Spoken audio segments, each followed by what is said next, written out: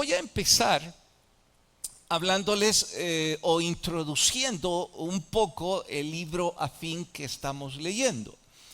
¿Con qué propósito? Es que tiene la introducción perfecta a mi gusto para el capítulo que hoy nos corresponde estudiar en el libro del Éxodo. El libro es de David Platt y se llama Contracultura. Apunta el título que va en contra de la cultura. Ahora, esto nos empuja a preguntarnos, bueno, ¿qué entiende el escritor por cultura? Porque si yo les digo contra naturaleza, pienso que lo entienden todos. Ahora, si digo contra cultura, a lo mejor causa allí un paréntesis de confusión. Pues, ¿qué debemos entender como cultura? Es el conjunto de creencias, valores y comportamientos que un grupo comparte, un país o una sociedad o una región. Eso es cultura. En cuanto a valores, creencias y comportamientos, entre otras, incluyamos literatura, música, creencias, organización, comida, folclore. Eso hace cultura. No es del todo impropio cuando decimos que Norteamérica es una cultura un tanto distinta a la nuestra, que sí lo es. Hablan un idioma diferente, tienen un folclore diferente, tienen comidas nativas diferentes y por ello esa es una cultura y probablemente Latinoamérica o Hispanoamérica somos otra. Dije probablemente, pero solo estoy dando como ejemplo para que entendamos el concepto de cultura. ¿Me estoy dando a entender? Entonces el libro se titula Contra la cultura. ¿Cuál es la idea básica del escritor? Con una genialidad única, pues él sostiene que el evangelio básicamente es contracultura.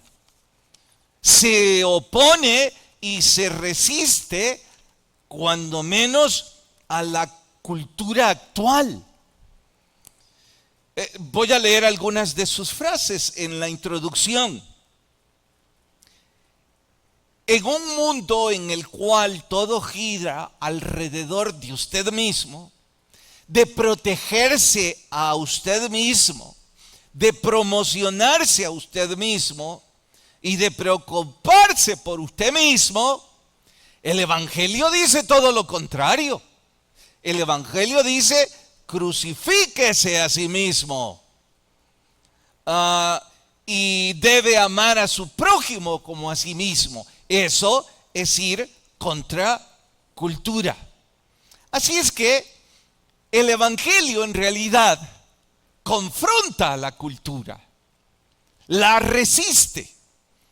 ¿Y en qué cosas o qué áreas? Bueno, varias, pero lo generaliza en otra definición, concepto, por cierto, muy de moda.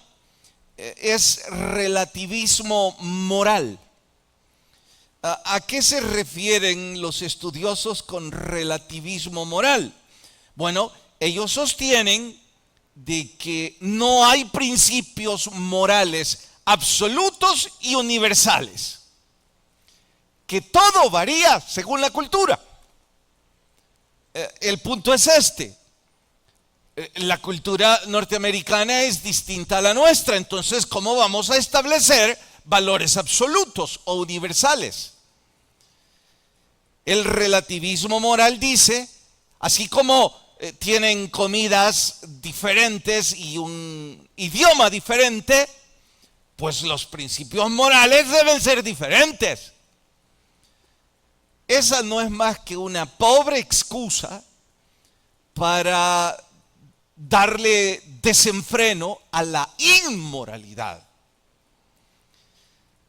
Porque creo que todos estamos en común acuerdo de que robar es inmoral, de que matar es inmoral, y otra cantidad de valores y principios más que en efecto pueden ir contra cultura.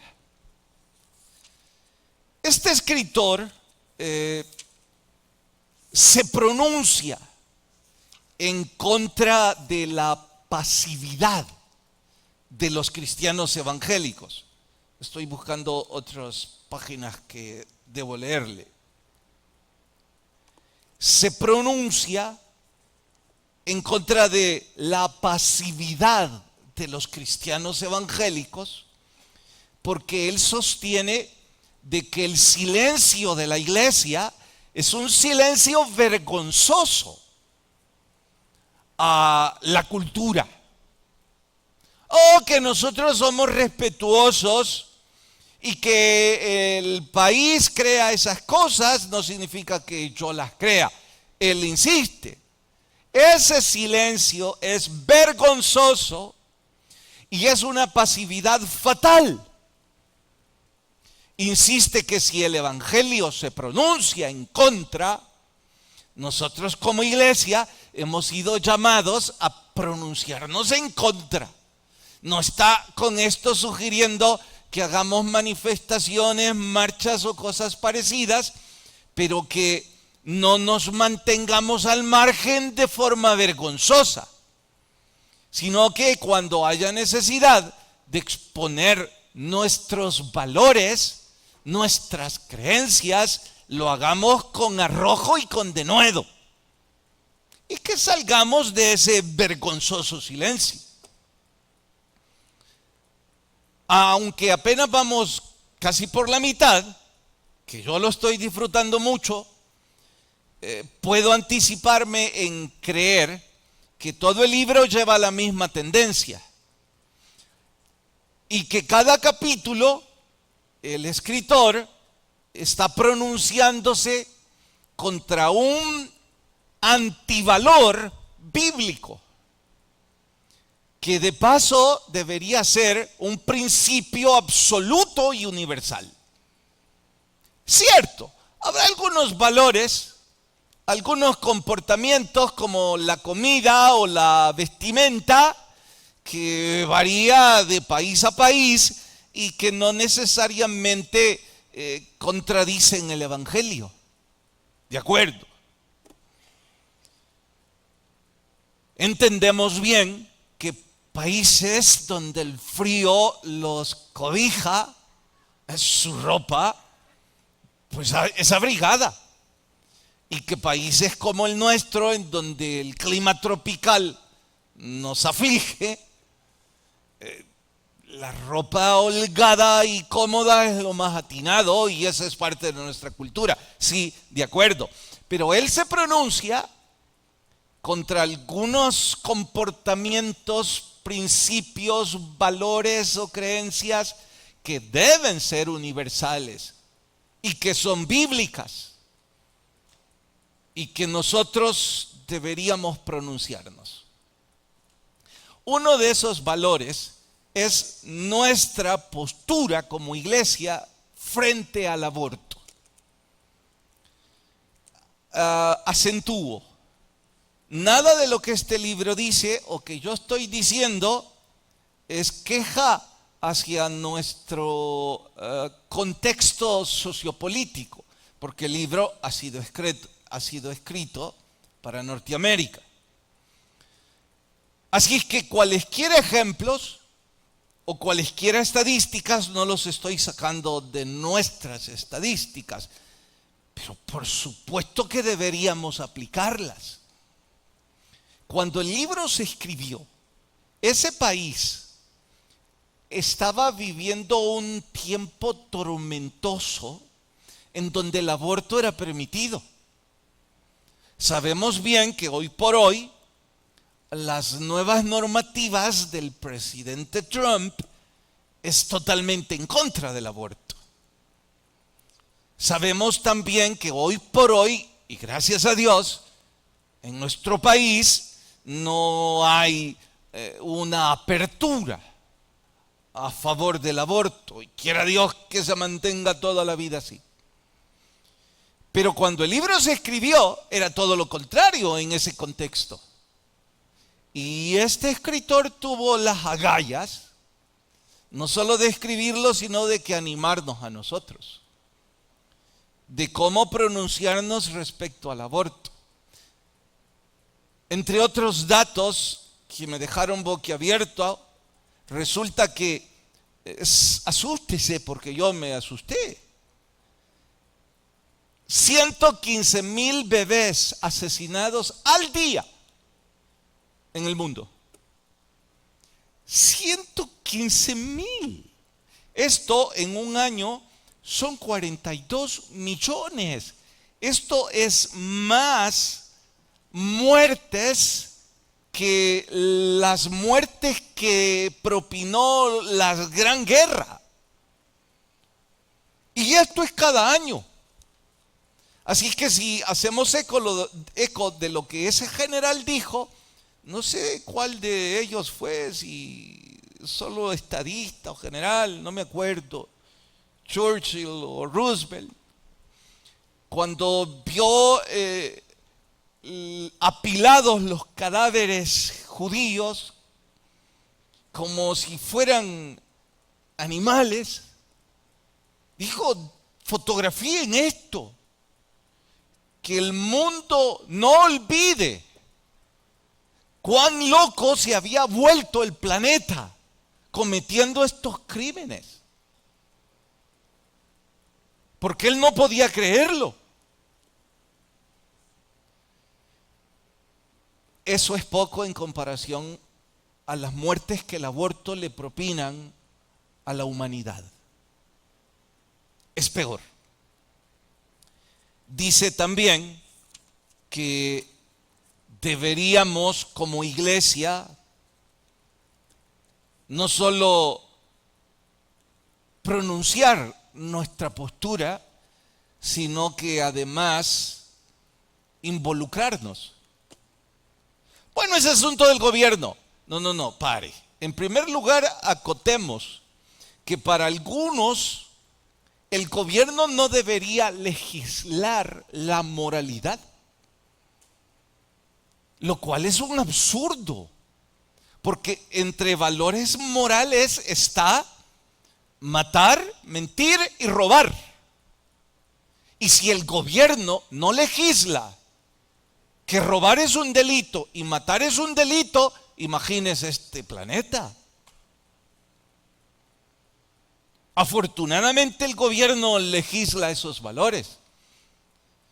Así es que, sin decirle yo al gobierno cuáles son sus responsabilidades, sí tengo la responsabilidad de decirle yo como predicador a mi propia vida y a la iglesia a la cual predico, que usted y yo debemos pronunciarnos y debemos tener una postura al respecto. Y la mejor postura está en este libro, yo creo. Dice: Dios es el juez del pecado, pero no solo juez del pecado, sino que también salvador de los pecadores.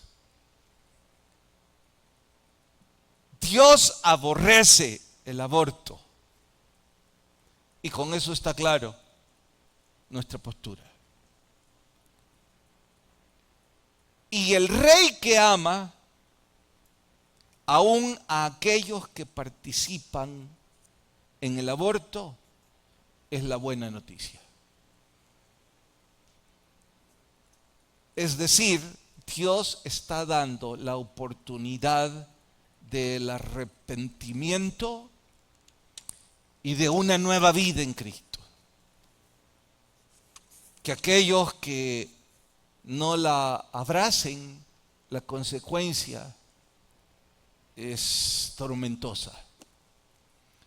Sugiere que podríamos involucrarnos en cantidad de actividades, como orar siempre para que en este país el aborto nunca sea una pieza de correspondencia. Entiendo que ya lo fue en gobiernos anteriores, que entró como pieza de ley, que bendito Dios no escaló.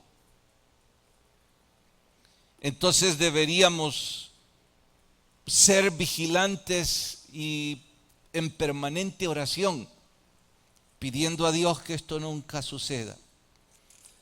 Deberíamos ser parte de cualquier programa que ayude. Y me dirán, ¿y qué tiene que ver todo esto con el libro del Éxodo? Todo, porque aunque sea sorpresa para algunos de ustedes, en el capítulo 2 del Éxodo se registra precisamente un genocidio muy parecido al aborto, si no es una especie de aborto. Porque ¿cuál fue la orden del faraón egipcio? Asesine a todos los bebés varones.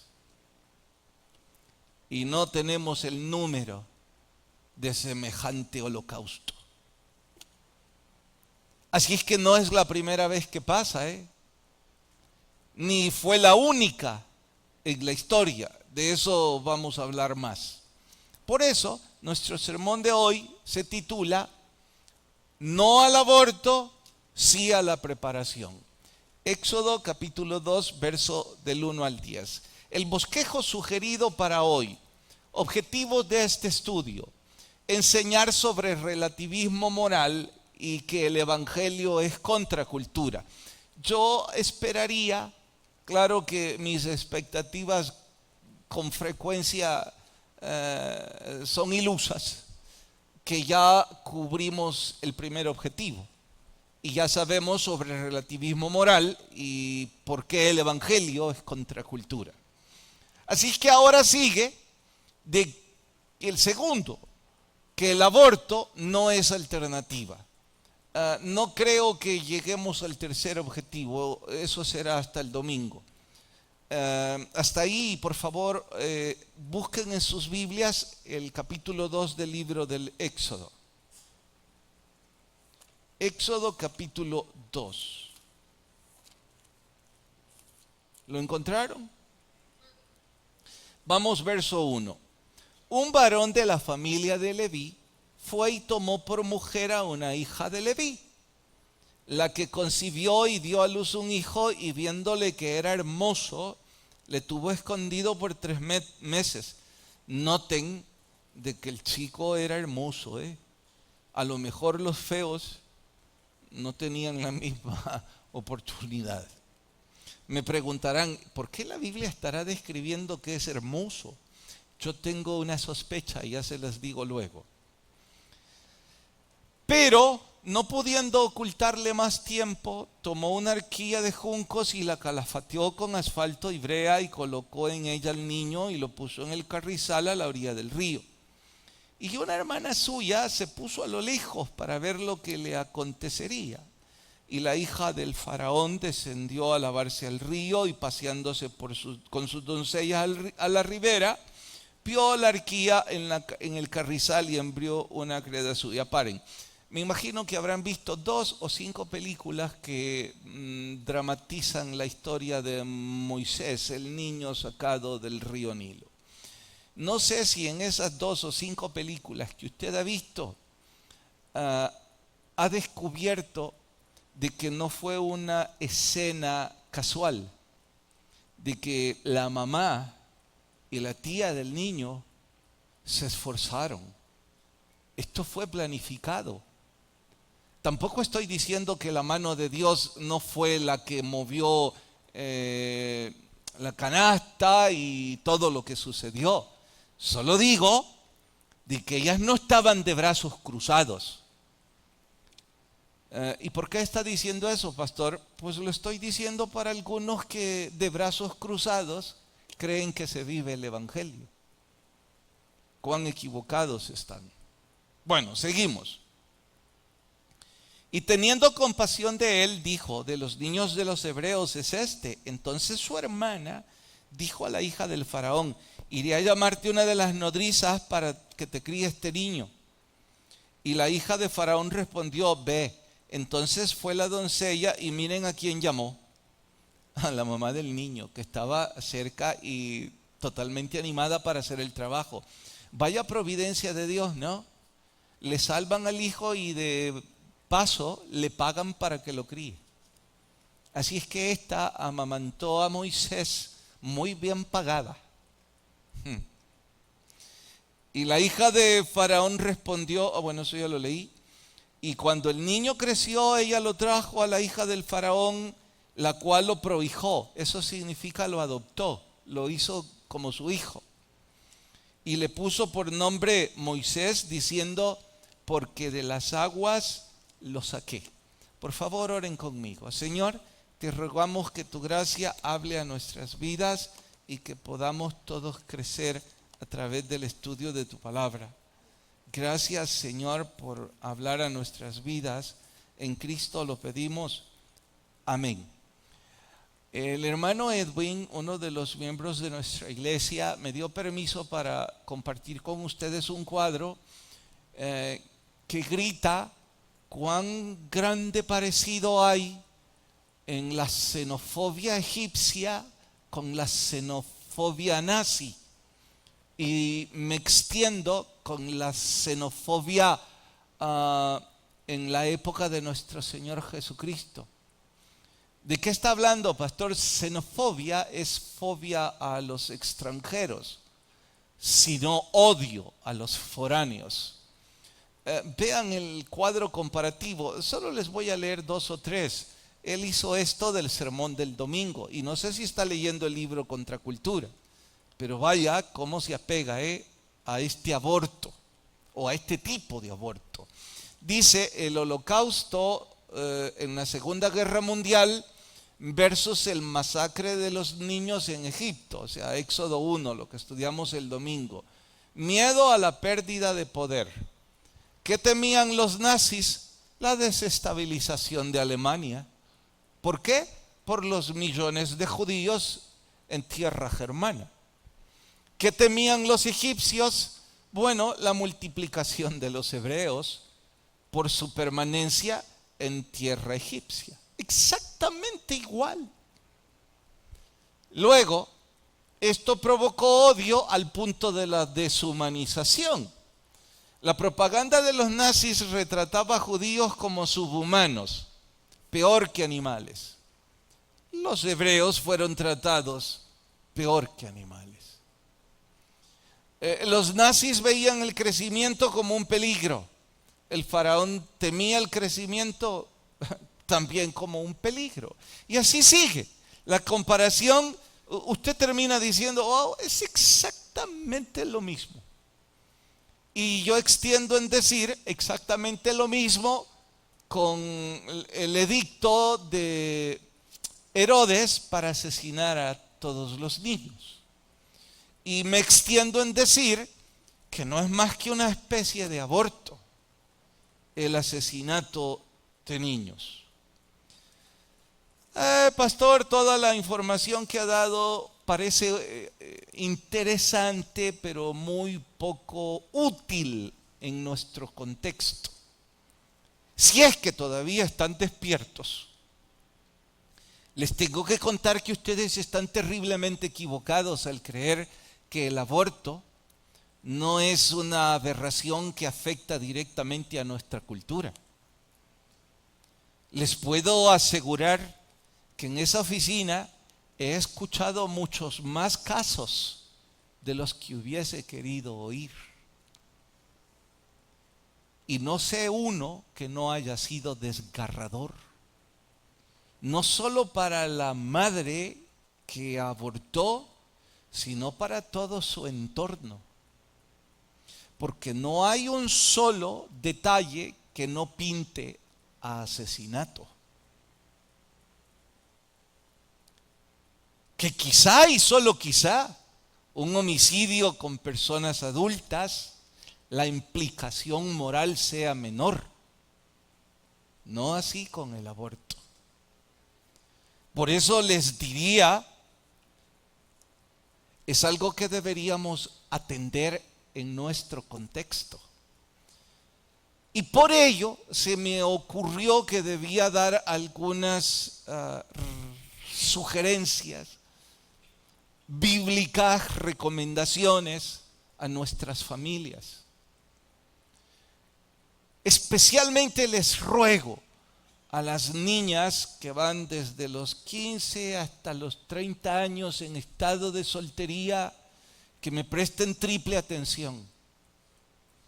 Y a los papás de esas niñas y abuelos. Así es que voy a empezar con las chicas. Cuénteme, en sus planes, ¿a qué edad ha pensado casarse? Supongo que me responderán, bueno, pastor, no tengo una fecha, una edad rígida, pero por supuesto que mi plan es prepararme, estudiar, conseguir un trabajo y luego que yo sea independiente, pues pensar en hacer vida con un hombre. Mis aplausos. Eso planificaría una mujer inteligente, una niña con sensatez. Pues si ese es su plan, les tengo que decir a todas las niñas entre 18 y 21 años, y entonces, ¿por qué razón ustedes están de novias a tan corta edad? Ay, pastor, usted tan exagerado, yo solo estoy de novia, yo no estoy pensando casarme. No. La exagerada es usted. Porque cuéntenme, en esta extraña cultura en la que vivimos, ¿qué significa andar de novios? Conocernos. ¿Conocerse qué? Tocarse. Besarse. Y díganme, yo nunca he sido mujer ni quiero serlo. Como hoy algunos dicen que despertaron pensando que eran aves, que se sentían aves. Entonces yo aclaro, nunca he sido ni quiero decirme así. Entonces yo no puedo hablar por ustedes, pero sí puedo mencionar lo que los libros dicen, o sea, mujeres hablando sobre ustedes. Y los libros dicen que ustedes, hermanas, la excitación sexual es diferente a nosotros los hombres. Que el estímulo sexual, nosotros los hombres, está por los ojos. Pero en ustedes viene por el tacto y por el oído. Eso significa que un hombre que le habla cosas lindas, la seduce y la excita. Y que un hombre que toca su cuerpo y le da la calidez de sus labios en su boca, pues excita su cuerpo. Resulta que ustedes me vendrán a decir ahora que ustedes solo están de tocarse de lejos y que quieren que yo les crea. Allá sus padres si les quieren creer. Ah, pastor, ¿y eso significa que vamos a caer en un aborto? No, todavía no he llegado ahí. Eso significa que si usted sigue jugando con fuego, usted sigue acercándose a la hoguera y que se puede quemar, que puede venir un embarazo no deseado. Y que entonces los demonios que cohabitan cerca le pueden poner ese sentimiento engendrado en el infierno de que el aborto es una opción. Y si no le ponen eso, le van a poner en su cabecita de que ese es un niño no deseado, que ese es un bebé que no fue amado y que no merecía venir a este mundo. ¿Y sabe quién fue la que le dio rienda suelta a eso? Usted. Porque usted no tiene edad para estar en eso. Ahora, papás que están de acuerdo con esos noviazgos, no les voy a decir, disculpen lo que estoy diciendo, les diré, por supuesto que ustedes tienen todo el derecho de educar a sus hijos como ustedes quieran. Como yo tengo el derecho de advertir a sus hijas el grave riesgo en el que están. Así es que, señoritas, si usted no tiene la preparación física, intelectual, la madurez, si usted no tiene un trabajo, deje de jugar al noviazgo.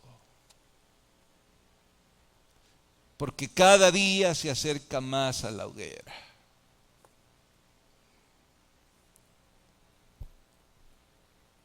El riesgo que corre es enorme.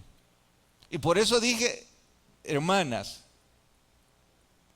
porque sí, ya sé que usted me va a decir en este punto, pastor, usted está siendo un sensacionalista, yo estoy de novia de José, el de la Biblia. Yo estoy de novia de los príncipes de los cuentos de hada. Quiera Dios que sí. Porque si en una de esas resulta que usted está de novia de David, por ejemplo, me refiero al rey David, no estén viendo cuál David, me refiero al rey David. Si usted está de novia de él, mire todos los abusos que David hizo con las mujeres, cómo las usó a su antojo. Y era un hombre conforme al corazón de Dios. Pero cuando veía a las mujeres, perdía el corazón de Dios. Así es que allá usted, hijita. Ahora, como algunas de ustedes saben más que todo el mundo, y están haciendo caso omiso y hasta están así, que a punto de pastor que no sabe nada, que para qué vine a oírlo. Ok. Bien, como ustedes son muy sabias y muy expertas, quiera Dios que yo me equivoque y usted jamás pase por algo semejante, por una frustración que no descubra con los años que ese muchacho abusó de usted, que la dejó tirada y otras historias más que las señoras de 30, 40 y 50 años les pueden contar mejor que yo. Pero bueno,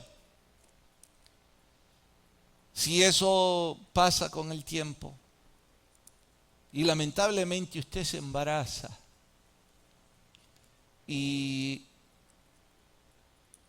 el chico ya no sintió mayor interés por usted, recuerde este inútil predicador que les dijo, el aborto no es una alternativa.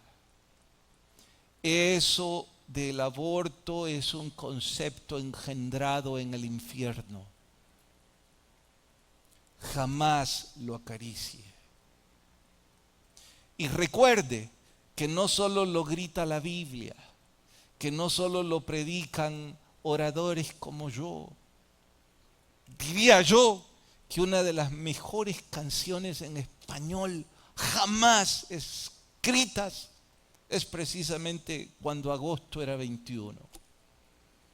Es un poema tan bello en contra del aborto. Así que si se enfadó con todo lo que yo dije y no le gustó la Biblia, pues vaya y oiga a Ubiergo. El aborto no es alternativa. Pastor, pero usted dijo que las niñas y también los papás y los abuelos. Ahora voy con nosotros los papás y con nosotros los abuelos. Les entiendo que como papás, si nuestra princesa, a quien hemos cuidado y consentido toda una vida, de pronto viene a los 20 o 22 años sin estar preparada. Papi, estoy embarazada. Entiendo su dolor, su frustración, su vergüenza. Pero por favor escúcheme. No rechace al bebé. Rechace a su hija. Si quiere, cuélguela en un árbol después del parto, no antes, porque puede lastimar al bebé. El bebé no merece el rechazo. A ese bebé ámelo. Los bebés siempre son un regalo de Dios. Es más, déjame leerle esta frase de Warren Wiersbe respecto al mismo capítulo. Dice, cuando Dios quiere realizar una obra poderosa, a menudo lo hace enviando a un bebé. Fue cierto cuando envió a Isaac. Fue cierto cuando envió a José. Fue cierto cuando envió a Samuel. Fue cierto cuando envió a Juan el Bautista. Y especialmente cuando envió a nuestro Señor Jesucristo. Los bebés son regalo de Dios. Así es que usted no lo rechace. Es más, usted ni siquiera sabe si a los pocos meses de venido ese bebé le van a arreglar la vida a usted. Y usted va a estar re feliz con ese bebé. Usted va a ser la abuela más feliz del mundo. Va a ser la superabuela. No estoy diciendo que estoy promoviendo hijos irresponsables que le llegan a dejar terroristas a los papás. O sea, a los hijos, pues. Papá, aquí te traigo al niño. Por supuesto que no estoy promoviendo eso. Pero usted y yo, los que somos abuelos, sabemos que los nietos son un regalo de Dios. Ser terrorista cuando me abraza a mí, tiene la peculiar costumbre de pasar e ignorarme. Y a mí me da cólera y digo, espérate que vengas. Ahora no te presto atención. Pero ya cuando le dio la gana regresó y dice, viene la... Son hermosos. Así que papás, abuelos, no a los bebés. Enfádese, haga lo que tenga que hacer con la hija o el hijo que no prestó atención a la cordura. Pero no a los bebés. Hay más. En este estudio el siguiente objetivo era sí a la preparación, pero tiempo ya no hay. Entonces de eso vamos a hablar el domingo, porque ustedes me estarán preguntando, ¿y a qué se refiere con la preparación, pastor? Bueno, de eso hablaremos el domingo, porque hoy ya no hay tiempo. Así que hoy puedo terminar repitiendo, los niños son una bendición de Dios. Hay que amarlos, hay que protegerlos. Y también nuestras niñas son una bendición de Dios. Hay que protegerlas y cuidarlas de todos esos que andan por aquí. Bien, oremos.